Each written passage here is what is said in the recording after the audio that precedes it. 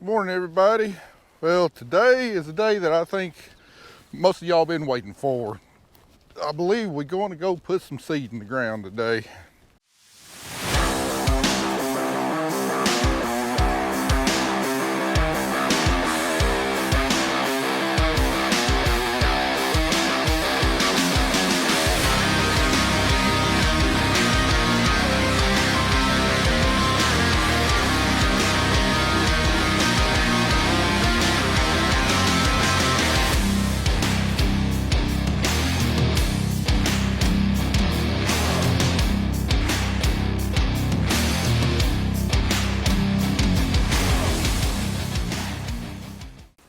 First, before we go get the planter loaded up, we're going to do a final check on soil temperature. Right now we've got great planting conditions. The ground is relatively dry, or at least dry for mid-April. There's definitely two things you don't want to do whenever you're starting to planting. You don't want to plant into cold soils, and you don't want to plant into wet soils. And you most definitely don't want to plant into cold, wet soils. So right now the soil is not wet, so I'm going to check the soil temperature and see what kind of temperature it is.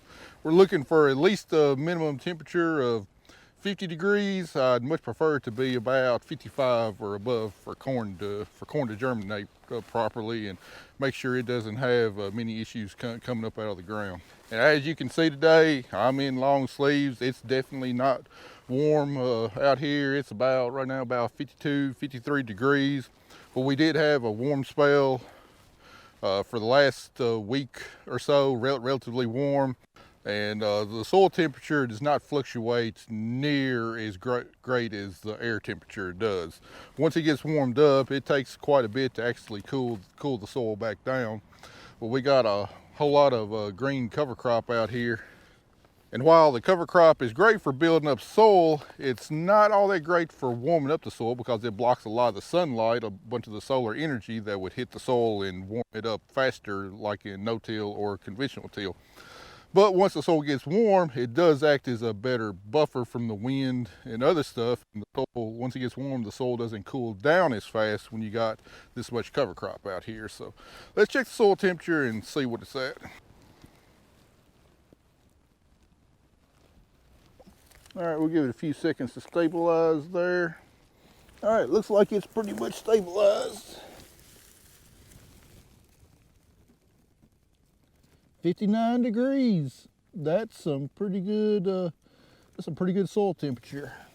Let's walk over here into the bottom side of the terrace where it gets a little bit more shade. Cover crop's a little bit thicker. Probably got a little bit more moisture in the soil too. Check it there. 57 degrees. All right, so we got dry soil and we definitely got warm enough soil. So let's go get the planter loaded up and get to the field. See how much seed we can get put in today.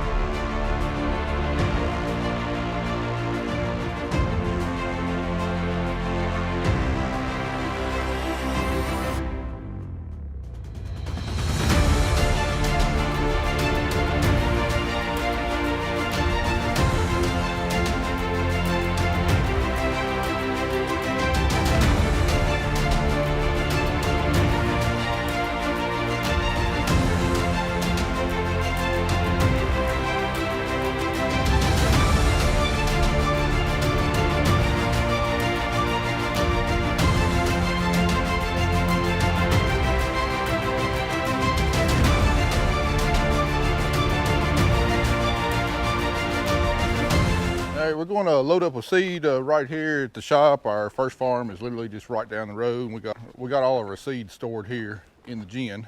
All right, let me show you $30,000 without actually showing you $30,000.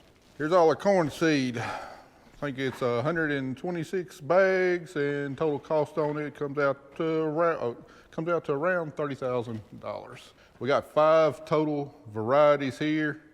One of the varieties is in 2 different traits. One is a straight Roundup Ready, and the other one has has the insect protection. We're going to use we're going to use the Roundup Ready for our refuge.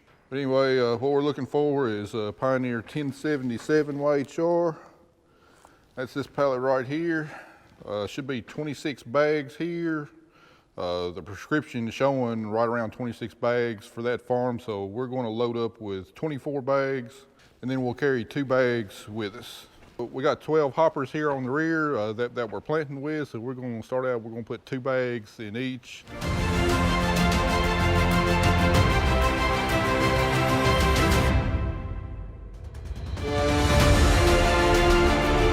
All right, we got 12 bags of seed loaded in, 1 in each hopper. Before we load the other 12 bags in, we need to add our inoculant.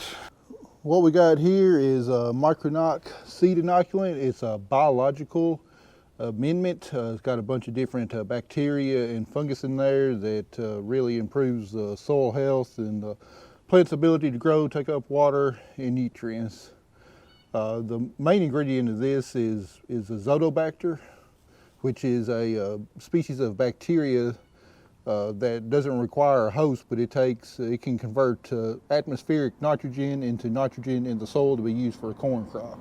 Anyway, we apply this at a rate of 1 pound every 5 acres, and we've done 4 years worth of trials on this product, and it's shown anywhere from a 3 to 17 bushel per acre increase, all for about $4 to $5 an acre. So it's never lost a trial in the 4 years that we tested, so I'm a big believer in it, and it's about as close to a guaranteed yield increase as you can get.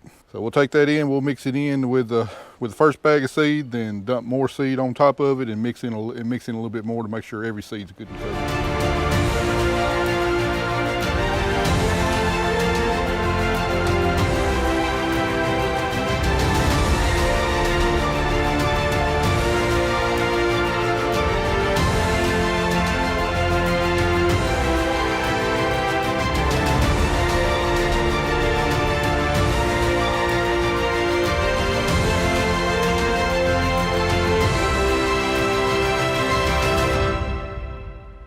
All right, we are all loaded up and ready to head to the field. This should be enough seed right here for about 80 acres. Now that we got the planter all filled up and ready to go, got to get Kelly filled up with herbicide, and Zach's working on getting the fertilizer buggy hooked up. He's going to be applying our first shot of nitrogen right in front of the planter, and then Kelly's going to be spraying burn down on our cover crops right in front of the planter, because the cover crops are not tall enough to use our roller crimper to actually kill them, so we've got to use herbicide right now, and that's going to be her job.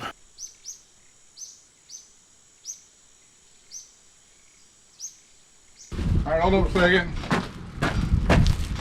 Here's your proper PPE as required by law. I can't force you to wear it, but as the owner, I've now informed you I've done my duty. The other part owner has to wear this. This is awesome. Ooh, sexy, baby. Can I wear this in the bedroom? Ooh, yeah. Let me see what we working with here. Make sure before you use this chemical, you read and follow all label directions, including the implementation of proper PPE. This is sexy. I kind of like this. Ooh. Can I wear this at home? Yeah, I think you look good cooking supper in it. What? Am I doing this right? Yeah, I think I need to get you some baling twine. You don't have proper PPP gloves. I have proper ones in the toolbox down there. Oh, give me my. I'm gonna look like, what's his name? It's smushing my nose. I'm gonna look like that dude off of the Minions, Dr. Navarro. Nice. Well, anyway, I've now fulfilled my requirement by law of informing you of what you're supposed to do. Yes, sir. My nose is smushed. Look at my nose. Here at Griggs Farms, we always follow every law and labeled instructions. Yeah. All right, boys and girls, all the fun and games over. It's time to go to the field. For real this time. First day of plant 21 is here. Let's get after it. All right, let's get this show on the road. Alrighty, it's finally time for me to drive this thing. Finally. Like driving a Cadillac from the last thing that I had. What's going to be interesting is all these amazing buttons. All right, start. Woo!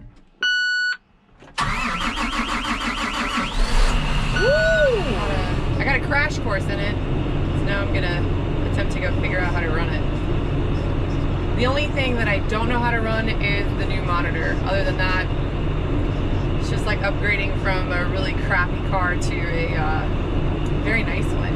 I'm going. I ain't waiting for nobody else. Bye, Felicia. Jeez. Sitting around waiting. He's playing with a drone. And I have to be in front of him. I ain't got time for it. Let's go. Roll.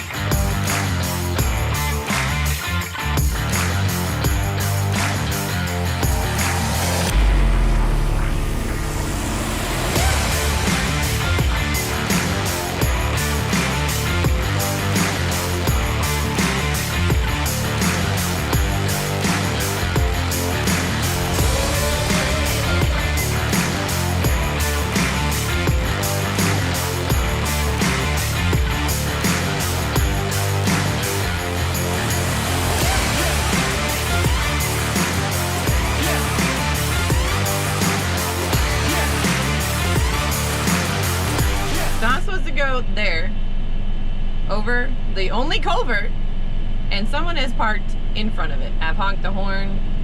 I've even gotten on the radio. Is he that deaf? I'm not in this. I'm just making sure the Beep, brakes beep. are dry.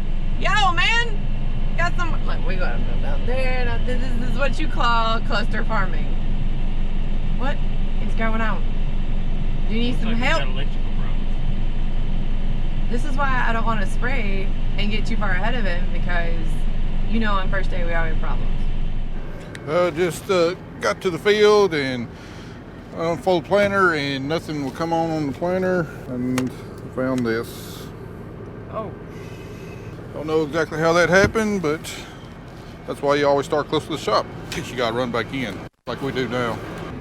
I swear sometimes it doesn't matter how prepared you are, how much work you put in to make sure everything's gonna go smoothly. There's always gonna be something go wrong. You always expect it on the first day. You don't ever blow and go the first day. Heck, you spend the majority of the day getting things set up and all the little details taken care of and the problems that pop up. Maybe tomorrow we'll get going hard.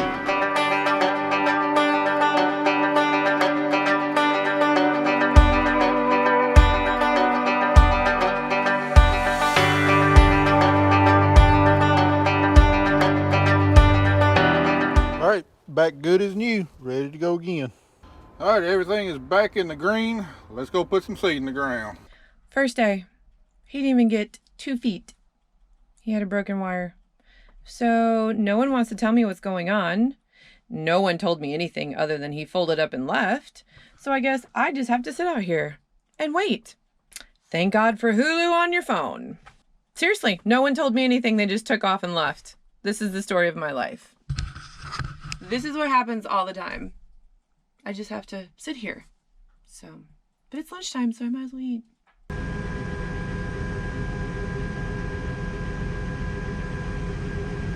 All right, we're back in the field. We got everything unfolded. I think I got everything set up on my monitor. Everything's in the green. Everything's turned on. We'll go ahead and kick on the hydraulic downforce, alternator, and vacuum.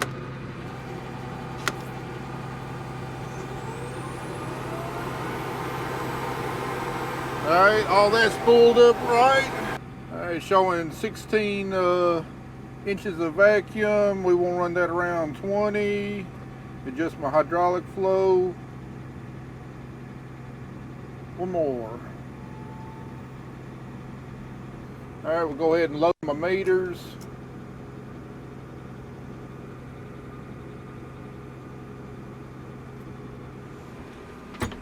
All right, let's put this thing in the ground and see what she'll do.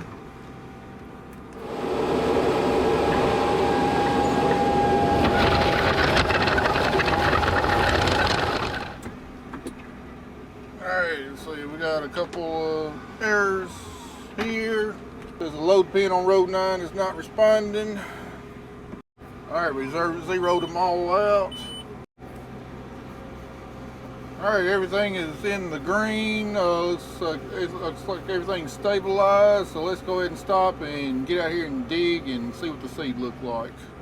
Alright, first thing we're going to look for is to make sure the seed furrow is getting closed. You don't want an open slide, otherwise it lets slugs and other pests get down there and they can eat the seed, or just as it's sprouting can eat the shooting and everything before it gets established. So we want to make sure the seed furrow is getting closed good first. Alright, there's where it put it in the, that's where it opened up the trench. Looks like it's all closing up pretty good. All right, the next thing we're going to look for is to see how deep we're placing the seed. We want to put it, we want to put the corn seed at least 2 inches deep. That gets the base of the plant low enough that it roots good, and it can also put out brace roots as it grows older. Shallower than that, you just don't get real good rooting. We could put it deeper, but in these cool conditions, that means it's going to take longer to come up, which can also be detrimental because it takes more energy from the seed to come on up, and you might not get as good of a stand. All right, if you can see that down there, found our first seed. Let's see how deep it is. It looks like it's only about 1 inch deep, so we definitely need to set our planter deeper, get that seed on in the ground a little bit more. All right, we won't go another inch deeper. Each of these notches is supposed to be 1/4 of an inch. Math, we should go down 2 notches, but I think that's going to be too much. So we'll just go down a notch on each side and then check it again.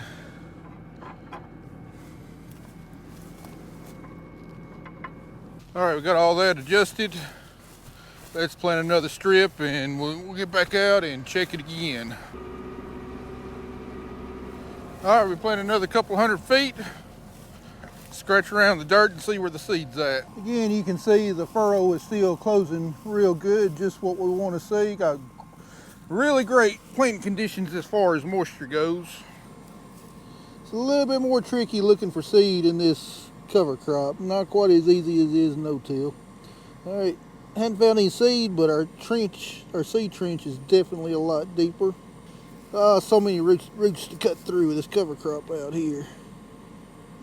Nope, there we go. There's this. There you can see our first seed down there. Looks like it's about 1 3/4 inches, so probably need to go another 1/2 notch. All right, we got down here in this flat. Ground's a little bit heavier. Definitely having to dig deeper to find the bottom of that trench now. Come on, where you at? Good thing about these Pioneer corn seeds, they're bright pink, so they're easy to spot. All right, here we go.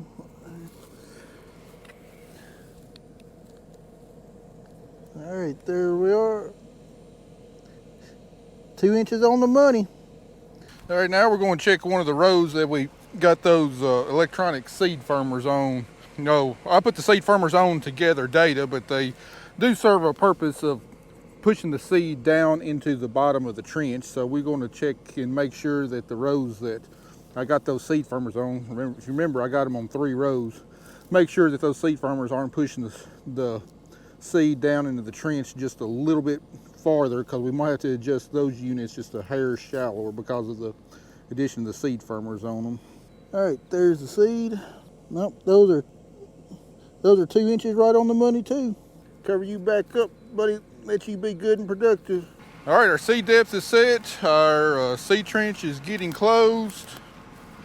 That's really the only kind of a manual adjustments we got on this planter. Used to on our old planters before we had all the electronics and the fancy metering systems, everything. We'd have to dig up like a 13-foot section of row, uncover all the seeds, and count the seeds, make sure we had our planter set on the right population and everything, but all that stuff is controlled electronically now, so there's no need in it. If there's a problem with any of that stuff, we can see it on the monitor. So all this fancy stuff, just it's kind of a headache getting set up, and when it doesn't work right, it's an even bigger headache, but when it is working right, it greatly simplifies the process of getting the planter set and making sure it's performing just the way it's supposed to be. I think we got everything on this planter ready to go. Looks like it's doing what it's supposed to be doing, so let's roll on. So I've been running about an hour and a half. Matt finally got the planter fixed, I think. He hasn't told me to stop. Gotten the kinks worked out, kind of figured out how this sprayer runs. It runs way better than the last one we had, but I'm still figuring out the screen, and you got to toggle back to find out what your pressure is, and there's no, it doesn't tell you like how many acres you have left, how many you sprayed, and that's the one thing I don't like. I want to know what my pressure is. I want that on the same screen. I want to know how many acres I have left. I know there's a way to do that. We just have to call and have it done. So other than that, it rides better, it sprays better. Although I'm still getting kind of used to the wheels being farther back than the other one, but it's same sprayer, just very nice. It's a very nice upgrade. So I'm probably 35 acres ahead of Matt. I don't want to get too far ahead because I think there's rain tomorrow, so I'm going to spray this bottom, find out how many gallons I have left. I think I have like 320, and then call him and see what he wants to do. Zach is running fertilizer behind me, so you don't want to get too far ahead of the plan. But it's 2 o'clock, and my mom is going to pick up Carter because I can't. So I'm grateful that she can go to that because he still can't take the bus home because he's still in a boot. So, and it's also beautiful outside. Look how gorgeous it is. Gorgeous. I kind of want to be outside, but I also have to work. But, so far, it's going well. And we're stopped again. We got a little bit planted, and I kept on having this alarm pop up for Delta 4 supply pressure low, which is just because my tractor is hydraulically limited with all the different hydraulics we're running. It puts out plenty of hydraulic supply to make it work, but it doesn't put out enough hydraulic supply to keep the alarm from coming on. And every time I turned around and set the planter down, the alarm would pop up. And in the old software last year, you could disable that alarm. Well, if you remember, I updated the software when we were working on the planter in the shop, and apparently the new software version didn't have that option. And I just called the tech, and he says he's seen it on some of the latest software, which they've come out with 4 different versions, 4 different software versions in the last month and a half. So we're uploading the latest softwares. Hopefully it will include the option to disable that alarm. Sometimes I just wish for the old days where you just took to your planter and went to the field, set it down, and it put seed in the ground with no problem. We'll get it going here in a minute.